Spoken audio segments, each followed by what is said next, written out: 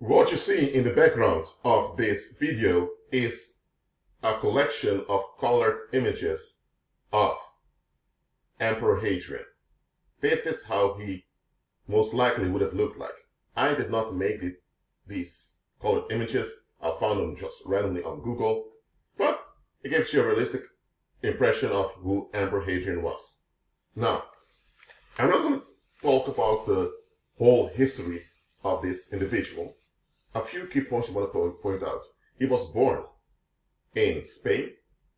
In ancient Spain, it was called Hispania by the Romans. He came from a well-connected military family that was connected to the politics in Rome.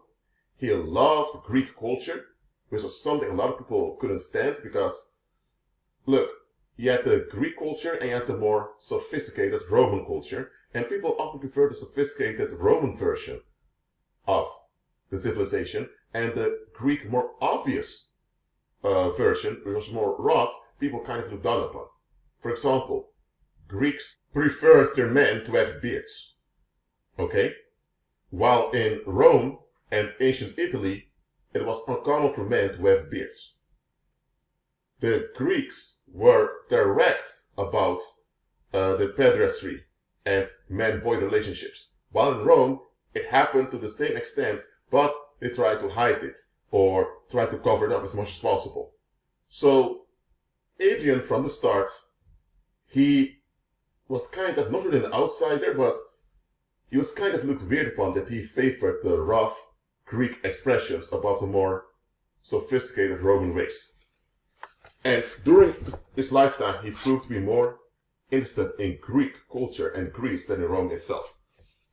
Now, he eventually, after several administrative and military roles, he had a role as a consul in the Roman government, which was kind of, I won't say like a prime minister, but you kind of worked between the emperor and the Roman Senate. And one time, he was reading a letter of the emperor, and people laughed at him because his Latin sounds so horrible. Well, he worked on that. And here's another thing.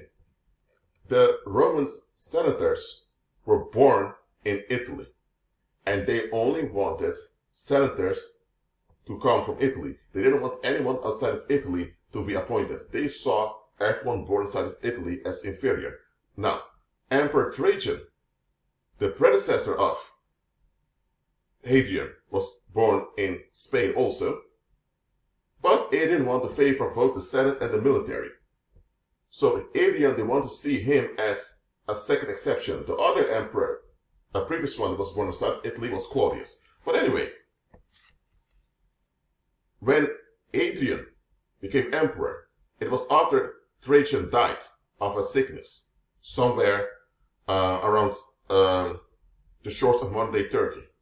Now, the legions, the soldiers in the east, who just won from the Parthian Empire, they all stood behind Hadrian. So when the troops announced that Hadrian was new emperor, the Roman Senate had no choice but to give in. And there were also troops, so a lot of soldiers that were stationed in the west of Europe who were not that familiar with Hadrian. So, from the start, Hadrian's rule over Rome was based on division and resentment. The Roman Senate resented this Spaniard with a love for Greece and refused to give in to the sophisticated Roman ways. And you had the military in the east being in favor of him, and you had the military in the west kind of not knowing what to do about it. So, Hadrian knew from the start that his life as emperor would not be an easy one. And there's one thing he did, besides his other wise decisions, that I want to emphasize in this video. Yes, Hadrian did not want to extend the Roman Empire further because that would be too costly, and a lot of the military, actually the majority of the military, was already exhausted by Trajan's campaigns. So for financial, logistical reasons, he decided that Rome is not going to extend any further. And later in his rule, he even removed much of the Roman military from Mesopotamia, and as well from Armenia. This is something the Roman Senate was against, but hey, we couldn't do much about it. Because one thing this Hadrian did well, he did not stay in Rome all the time. Most emperors before him, actually all emperors did this. Before him, they stayed most of the time in Rome. From Augustus all the way to Trajan, the predecessor of Hadrian, they stayed in Rome and Italy most of the time. Rome, that's the capital of Italy, is the homeland surrounding. That's where most of them stayed. And all of them relied on messengers from the provinces for news. That was the tradition. Hadrian broke with it. He spent more than half of his rule outside of Italy. He was traveling around most of the time. Now, why would he decide to travel around most of the time? Now, first of all, you had the soldiers stationed in Western Europe that were not that familiar with him, so he had to win their favor. That's one thing. Secondly, he realized that his rule was contested as well as resented from the start. So he knew very well that if he would stay in Rome most of the time, if he would operate in a predictable way, he could be assassinated or set up. And some Roman emperors were set up before him. So he knew that staying in Rome was a dangerous situation because he had enemies all around. But he couldn't avoid Rome as the emperor, so what he did was he stayed in Rome for some weeks, then just venture out and travel again. Then he went to Britannia, then he went to Britain, then he went to Spain, then he went to Northern Africa, then he went to Greece, then he went to Egypt. He even spent time in Greece participating in theater. So he was so practical that you could get away with just staying away from Rome and staying away from his government tasks without people calling him out on it. Why? Because he focused on maintaining peace on the inside. Because when he became emperor, the Roman state, I won't say it was bankrupt, but it had financial issues. Okay? And not only that, the military was also divided and the military was exhausted. So he knew that he had to focus on the internal economy, that went well, and he did. And he knew full well that a lot of people in Italy couldn't stand him. And this is the reason why. He pushed the integration of the empire. Because before Hadrian, it was mainly people from Italy that had high positions in the empire. But under Hadrian, many people from the other provinces received high positions. And this angered the senatorial elite of Rome. It also angered many elites in the provinces. So Hadrian was hated. Hadrian was resented. Hadrian was not the beloved man that some historians want you to think he was. Now, he was beloved by much of the public outside of Italy because he was known as a traveling emperor who showed interest in his subjects. It was a good method of him, but in Rome and in Italy itself, he was resented. So he did not take any risk. He stayed out of that place as much as possible. Now, why am I talking about his traveling throughout the empire? Because it was a strategic move to remain alive. And look at this. Because he traveled around, he could also see issues in the empire that he otherwise wouldn't have seen. For example, when he traveled to Britain, he realized that there were quite some issues there with the tribes from Caledonia, which today we call Scotland. So, as a military strategist, and as someone who was educated in architecture, he decided to build a big wall.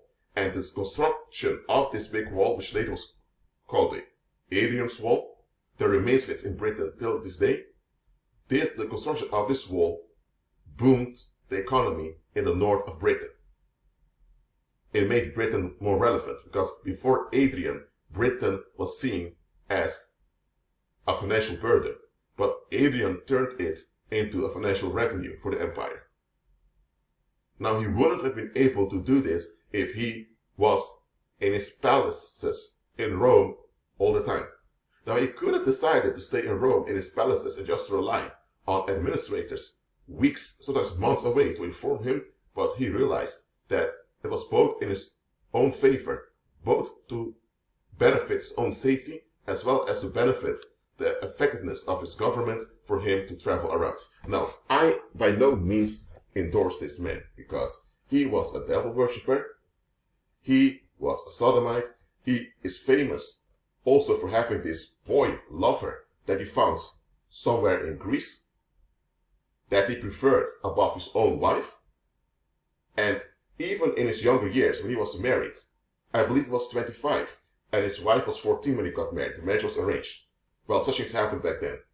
It was even said that he preferred the company of men above being with his young bride.